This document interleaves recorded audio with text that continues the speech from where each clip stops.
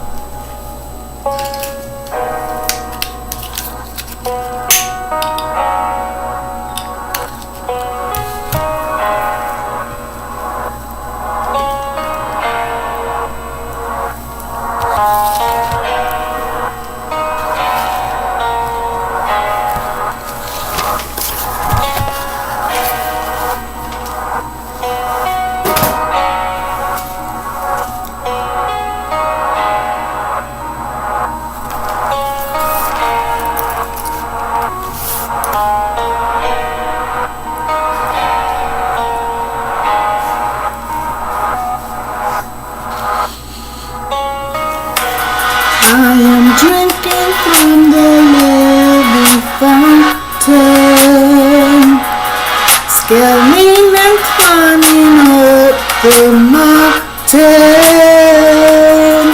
My only thought is not to falter, keeping my eyes upon love's pure water. Though death be but a tragedy,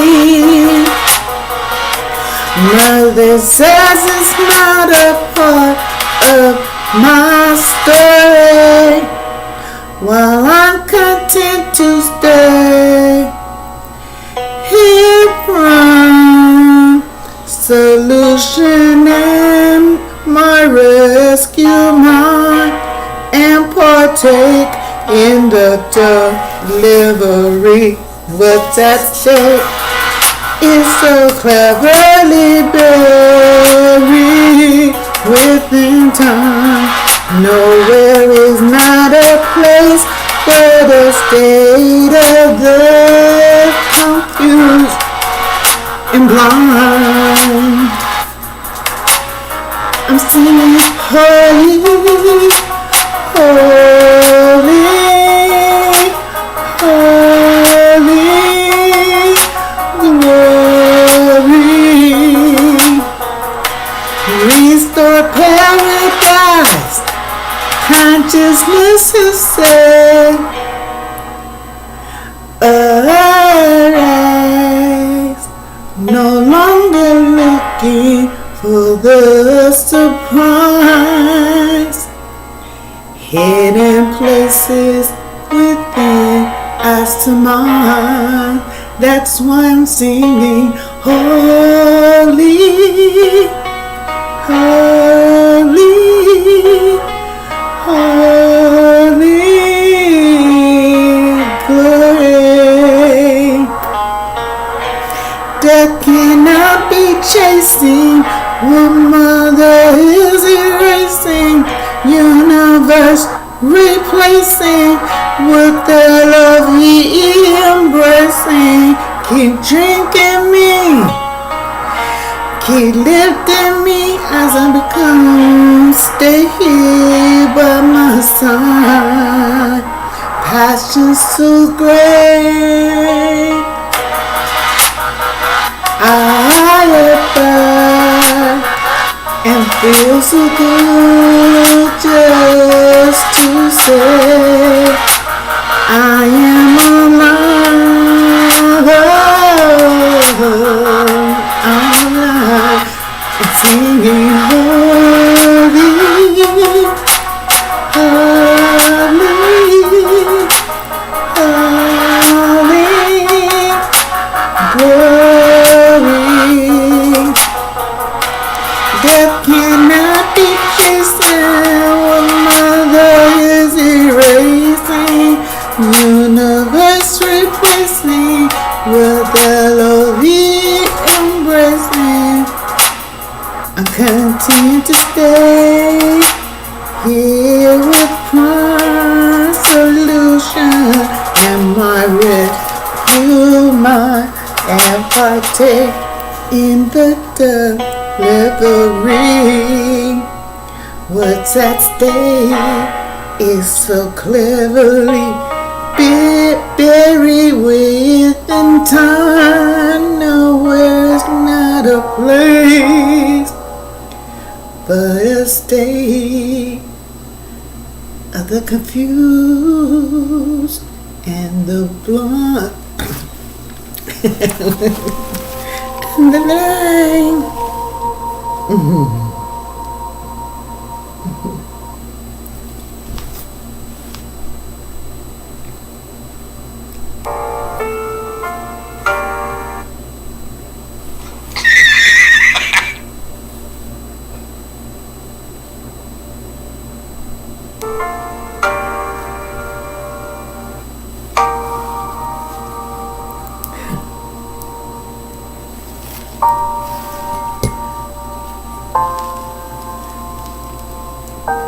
Welcome, welcome, welcome. Well, I will have to say this is one of the most beautiful discussions that I've been able to share with Mother, and I honor her and thank her so much for this opportunity. Excuse me. Today's little chat is Savitri, the heroine of the journey. And I've read the excerpt, a story out of this shortened version of the Mahabharata. The Mahabharata is an epic Indian, poem that, speaks of Krishna and Arjuna and Pandavas, but within the Mahabharata are other stories. And one of the most famed stories, because of Sri Aurobindo and his poem Savitri has been a prized work of art. So as I said, today's little chat is heroine of the journey, but like I said, this is like a 200-page version, a condensed version of a 5,000-page book. So my story of Savitri is, of course, going to be the shortened version. Listen, Savitri, the daughter of the Madra King Aswapati, was young and very beautiful. Many men came to her father's court to marry her, but she desired none of them, for they were everyone graceless and idle and vain, and puffed up with pride, and stiff with empty conceit. Then Savitri told her father, I will myself go out in my golden war chariot, and I will not return until I have found my husband. She went to the towns and villages, but they were afraid of her. So she turned into the forest to find her mate. Her chariot broke its way through the trees, and the birds flew away in fear, while the animals, some stood their ground and watched her, while others ran behind rocks or into caves or dug into the earth. And still others hid themselves in trees and closed their eyes. Savitri went to the forest retreats of Brahmanas and Kshatriyas who had retired from the world. And some time later she returned to Aswapati and said, I have found him. Who? Asked the king. He is Satyavan, answered Savitri, because time took away King Dyamasina's sight, so that he became blind. An enemy drove him from the throne of Sawa, and Yamasina went to live in the forest with his wife and their only son, Satyavan. I am content, said the king. I will make arrangements. We will go to him together. When Savitri left him, and Wapati called his minister and asked, "What of Satyavan?" "Majesty," replied the minister, "he was born into his father's city, but as a babe in arms, he was taken into the forest and has lived there ever since. He is loyal and kind and is handsome as the moon and has the power and energy of the sun.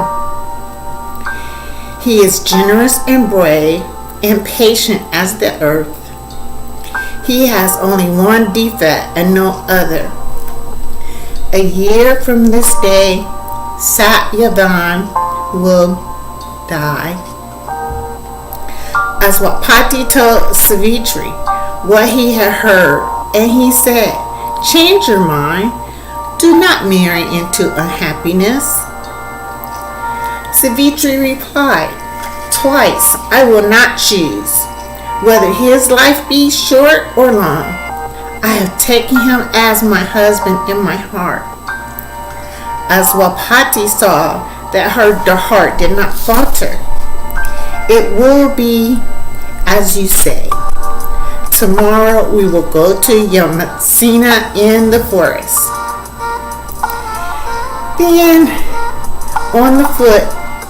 Then on foot the king took Savitri to Yamasena's hermitage, where he sat beside the blind king on grass mats under a tree and asked him to accept Savitri for his daughter. "How will she bear living in the forest?" asked Yamasena. Aswapati said, "She and I both know that happiness and sorrow come and go their ways, wherever we may be. I bow to you in friendship. Do not disregard me. Do not destroy my hope." "You are welcome," said Yamasena. "Blessed be you both." The two kings made the marriage between Savitri and Satyavan, and Aswapati returned to his city with love and a happy marriage. The year of Satyavan's life passed quickly by, and Savitri counted off the days till but one remained. The night before he was to die, she watched Satyavan asleep by her side until the dawn. She cooked for him, but he did not eat, expecting the hour and the moment and thinking, "Today is the day." When the sun was 2 hands high, Satyavan set his axe on his shoulder and went into the forest with Savitri to gather firewood. Softly she followed him in seeming smiles, watching all his moods. Soon they came to a fallen tree. Satyavan started to cut away its branches, but he was trembling and wet with perspiration.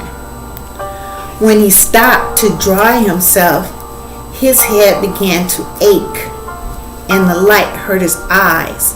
He put down the axe and lay down with his head on Savitri's lap to rest. When he shut his eyes, his face was for a moment pale and drawn.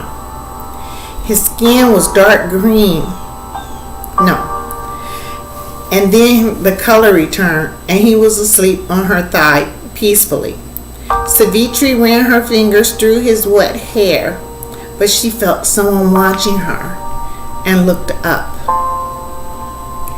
A large man was looking at Satyavan with dark, quiet eyes.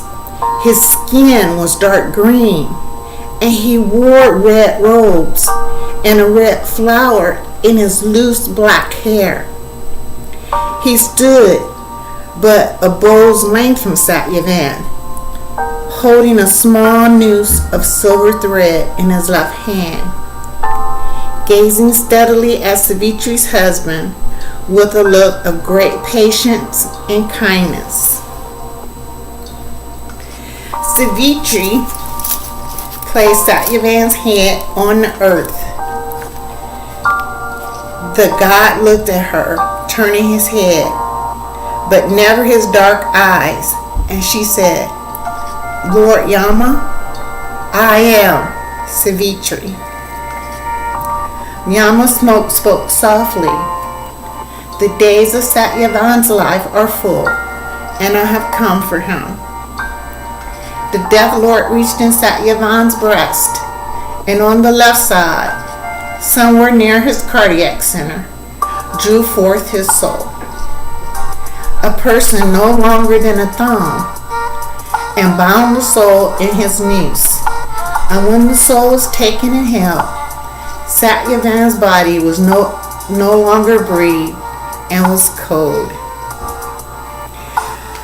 Yama withdrew into the forest, but Savitri followed and walked beside him. He stopped and said, Return and make his funeral. It is so, said Yama. No. Savitri said, I have heard that you were the first man to die and to make your way to the home that cannot be taken away. It is so, said Yama. Now go back. You cannot follow any further. You are free of every tie to Satyavan and every trust. All who are born must one day follow you. Let me only go a little further as your friend. Yama stopped and slowly turned and looked at Savitri. It is true. You have no fear of me. I take you for my friend. And do you take in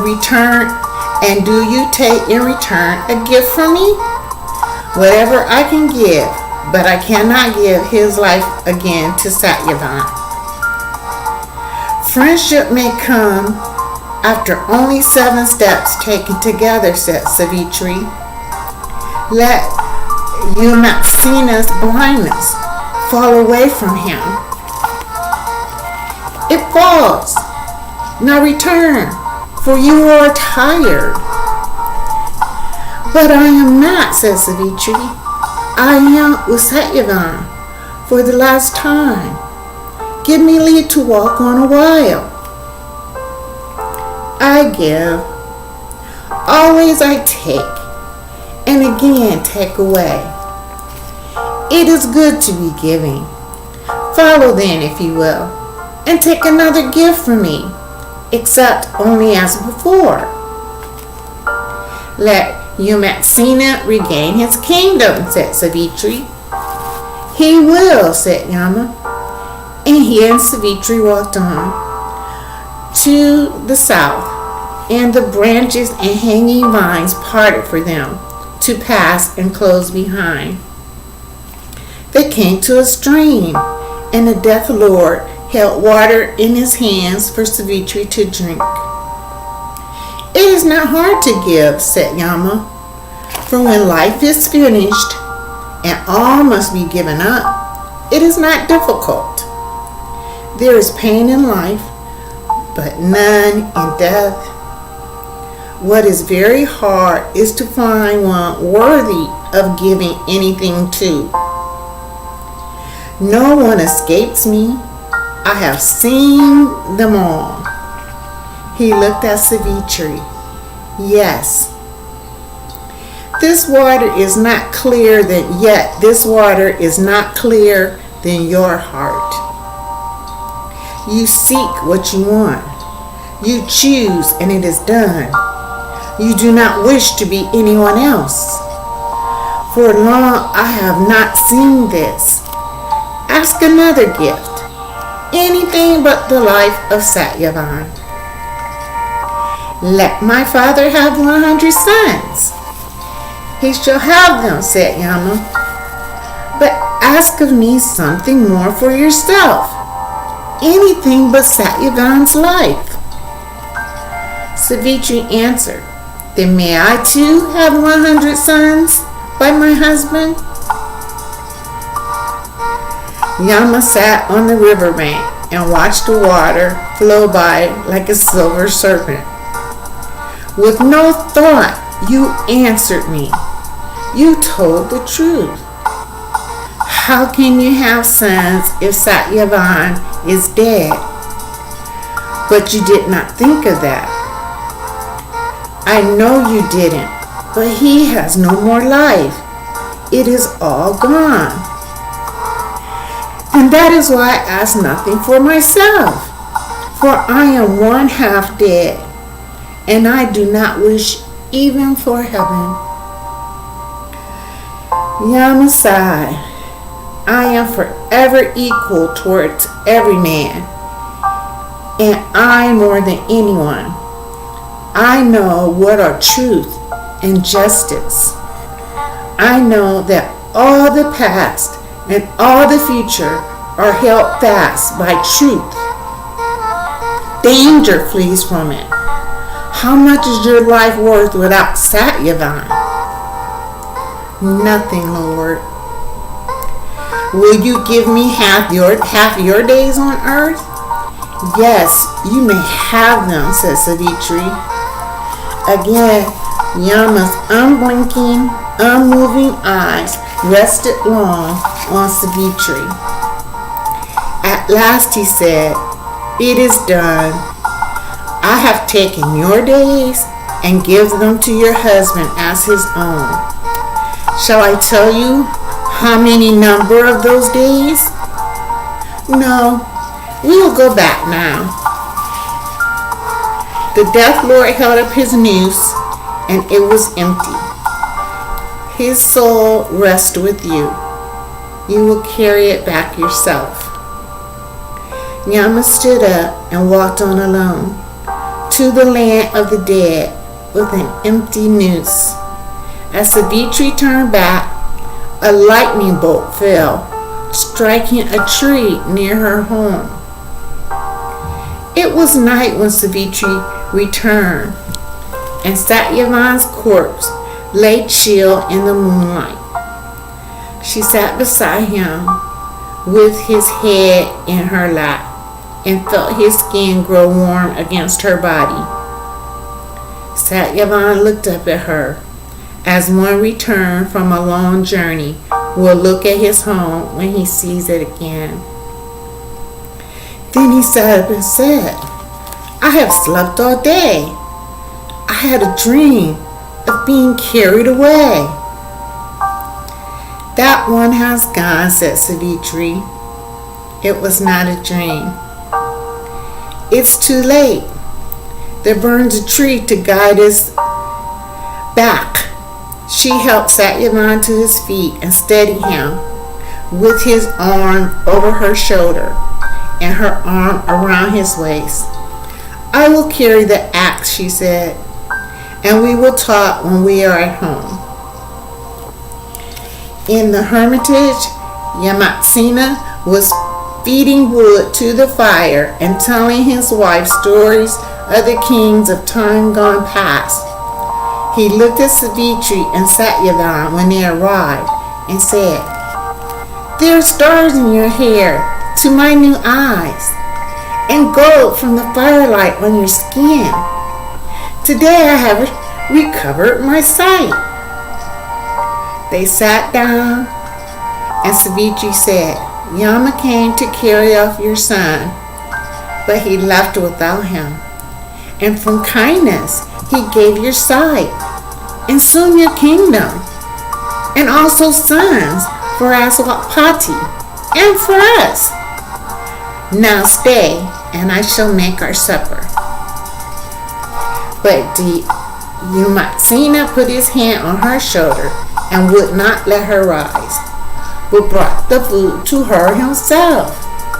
When they had finished, a messenger came from Salwa, and Yamatsena said, "If it be no secret, tell us why you have come." "There is no secret to keep," said the man.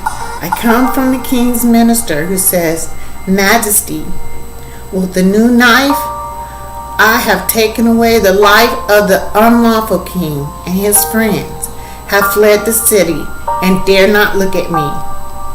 I hold the kingdom for you in those same hands. Now do what is best."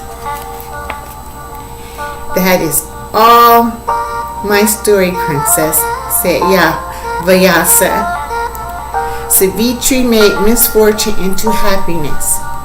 And here you do the same for your husband. For though they are banished and in exile, they do not lose heart with you to love. And so that was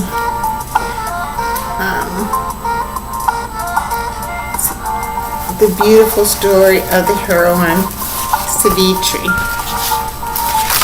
Savitri is the unfoldment of a supreme vision of being and becoming. It is a pilgrimage into the infinite, a journey towards eternity. Savitri belongs to the future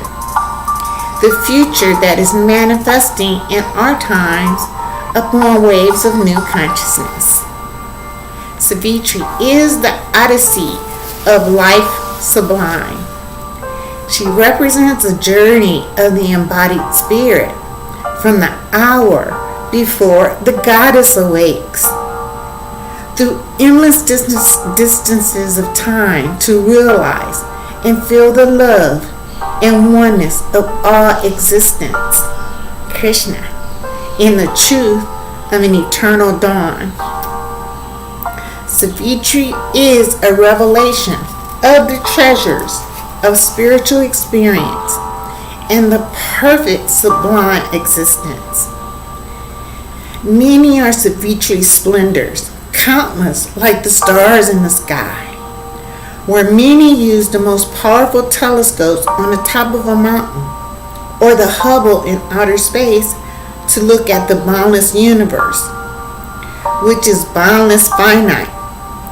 Savitri has only one aim, and that is to bridge the gulf between heaven and earth, so that the spirit shall look out through matter's gaze, and matter shall reveal the spirit's face. Savitri is an epic which sets forth with great precision and fidelity the highest states of mystical awareness. Savitri is in a supreme class by herself.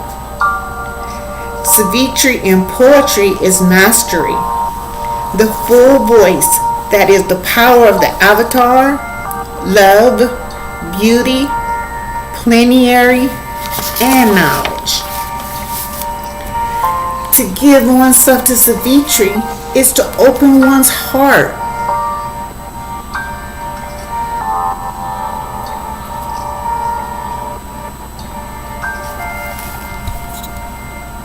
I'm sorry. Okay, to give oneself to Savitri is to open one's heart and one's whole being to her. It is to give oneself to the sublime. And the rewards are incalculable and immeasurable. The rhythms of the poem Savitri are footsteps heard in the corridor of the soul. The themes of Savitri are each one's deepest secret, one's most private dealings with the universe and the transcendent. If we all study Savitri, we can trace 5 characteristic elements, which are height, serenity, wideness, grandeur, and delight. Sri Aurobindo characterizes his poem Savitri as a legend and a symbol which combines in it all the aspects of the absolute. The Mahabharata presents many different faces to different people. It is a story of friendship, filial jealousies, passions run amok, and in between the main stories, there are a number of side stories and tales within this epic, such as Savitri. Savitri, born to Ashwapati, the king of Madra, as a result of severe penances and rites he made to the goddess Savitri. Savitri here refers to the Gayatri or Savitri mantra, to the female personified form of the sun goddess. As we heard in the story, Yama was pleased by Savitri's devotion to her husband and also by her intelligence. When Savitri told Yama friendship are established by walking 7 steps with another, Yama responded by telling her, ask for a boon other than his life. Savitri asked for her father-in-law's sight to be restored. Thus it came to be. Savitri then told Yama that communication with the virtuous was never fruitless. Yama delighted Savitri a second boon, who swiftly asked that her father-in-law's kingdom be restored. Savitri ignores Yama's entreaties for her to return and talked about the conduct of the righteous. Yama granted her a third boon, thus, other than Satyavan, her husband's life. Ask for any boon you desire. Savitri asked that her father have 100 sons. So far, Yama has granted Savitri 3 boons, and each time Savitri had asked for something not for herself, but for Satyavan's father and then her father. Though she had walked a great distance, she was not tired, and her mind traveled a greater distance. Savitri continues to speak on Dharma or righteousness, and Yama was pleased again, granting yet a 4th boon, but cautioning anything other than her husband's life. Savitri asked for her husband's sons through Satyavan. Bingo! No, not quite. Because here, one would have to qualify as a near perfect paradox. Yama had placed the condition that Savitri could not ask for Satyavan's life, yet Savitri asked for 100 sons through Satyavan. Yama conceded and granted her the boon of the 100 sons. After hearing Savitri's continuing words of wisdom, Yama could not hold back and granted her a 5th boon. O one controlled in vows, ask for an unmatched boon. Savitri seized the moment and replied, you have not made an exception to your favors as you did with the other boons. Therefore I ask for the boon that Satyavan should live. It is then that your words will come true. Yama realized he had been cornered and agreed Satyavan got his life back. The story of Savitri brings home several insights. The power of perseverance for one, the power of words for another.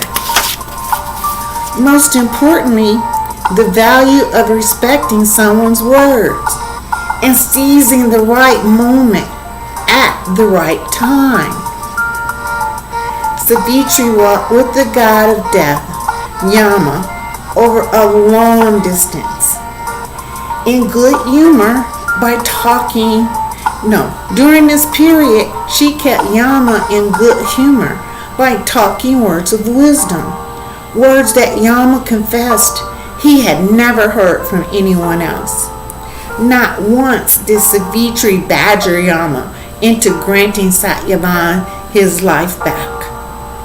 And once Yama slipped, Savitri had the presence of mind to seize the moment. Therefore, not just devotion, which Savitri possessed in plenty, or wisdom, which also she evidently had, but it is her intelligence, which makes her truly worthy of honoring.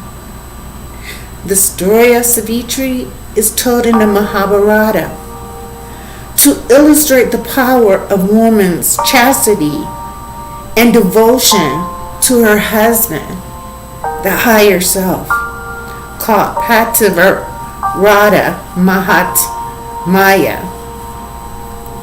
This story appears as a minor episode in what is called the Book of the Forest of the great epic Mahabharata. The immediate purpose of the poet for giving us the story is to emphasize the power of love. Actually, the poem is a spiritual document, and the simple, significant assertion of the inner law in transactions of everyday living. For all have their differences. Savitri, Satyavan, death, and even Maya, the goddess of illusion, are all one and the same. Mother, source. Certainly one of the most important aspects of Hindu thought is the notion of unity, of all divergences being mere extensions of this one omnipresence. In Hindu belief, it's man's eventual ability to recognize the misleading sway of seeing opposition and polarity that admits one at last into eternity and truth. Satyavan is the soul carrying the sublime truth of being within himself, but descended into the grip of death and ignorance.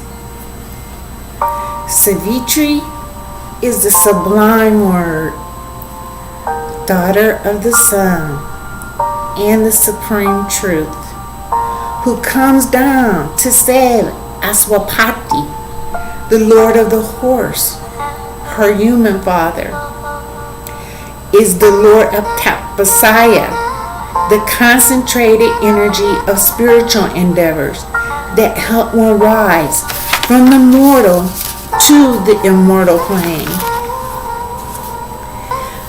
Yamatsena, lord of the shining host, and Satyavan's father, is the divine mind, here falling blind, losing its celestial kingdom of vision, and through that loss, its kingdom of glory. This is not a mere allegory. The characters are not personified qualities, but incarnations or emanations of living and conscious forces within whom one can enter into concrete touch and take human form, and embodies in order to help and show the way from one's mortal state to a sublime consciousness, an immortal life. Savitri is the heroine, the daughter of the goddess Savitri, who blessed her kingly father and his queen to bear the child. Savitri is an emanation of the goddess Saraswati and also considered Gayatri mantra personified. Savitur is a reference to the sun, the divine light. The Gayatri mantra of Savitri reveals sublime light, Savitur, overtly reveres the sun god, and yet the idea of light and knowledge are linked. Savior in English and sabiduria, or knowledge in Spanish, are related to Sanskrit savitur, in Latin salvare, to save, which can mean the sublime cause or goddess of illumination and manifestation. Gayatri is a meditation on what is saboteur, what is light-giving, the source of illumination and knowledge. Physically, it is the sun which illuminates our universe. Metaphorically, it is soul. And while the individual soul gives light to her own subjective word, there is a higher plane, the super subjective world. Mother gives light to soul. The super subjective world of sublime reality shines spiritual light on all.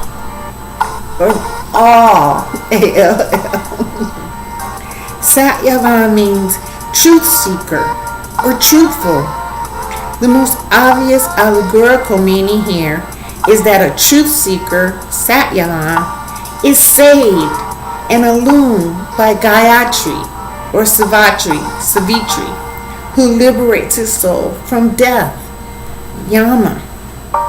Satyavan and Savitri embody the struggle for truth faced by the embodied soul and redemption through austerity, chastity, and devotion, and seeking informed, truth seeking, informed by the sublime mantra or the words or soul.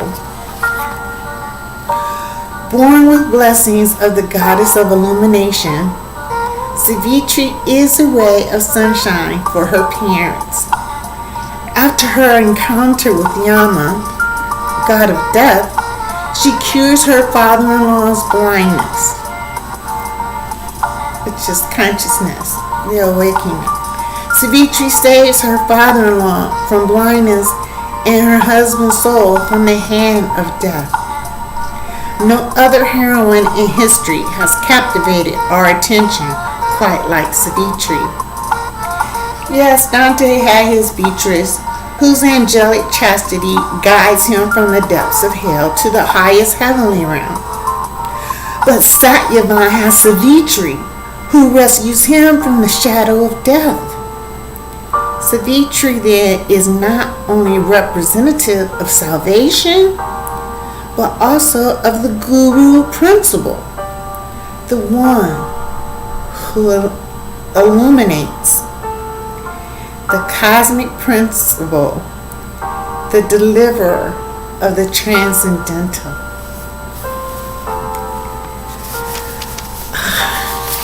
I love Mother so much. I mean, these scripts, all these ancient stories that we have, that are considered road signs to your states of consciousness and nourishing. So once again, I'm just so in awe of Mother's milk of knowledge. Feeding the milk of knowledge. Okay. Namaste.